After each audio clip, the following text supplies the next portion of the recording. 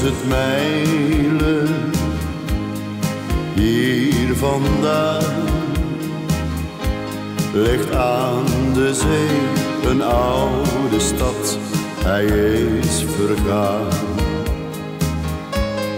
Alle mensen, alle dieren zijn gestorven door de kracht van een orkaan. Alleen de wind en de zon waren getuigen hoe het begon. Het water raasde met grote kracht. De dag werd donker, het leek wel nacht. Alleen de vogels leven, zij waren op de vlucht. Toen de grond ging beven, waren ze in de lucht. Alleen de vissen leven, zij waren in de zee. Het water heeft zijn vrienden en daar gebeurt niets mee.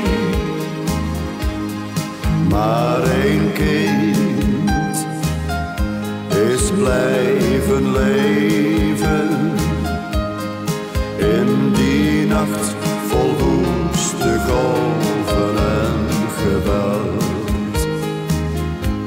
Het is nu een man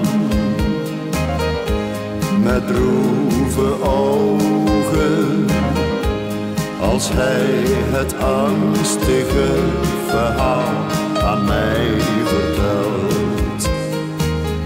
Toch is de zee nog zijn vriend, omdat hij zo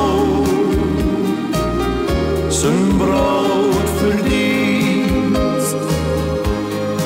Op het water met zijn kleine vangst vergeet hij even zijn grote angst. Alleen de vogels leven, zij waren op de vlucht. Toen de grond ging beven, waren ze in de lucht. Alleen de vissen leven, zij waren in de zee. Het water heeft zijn vrienden en daar gebeurt niets mee.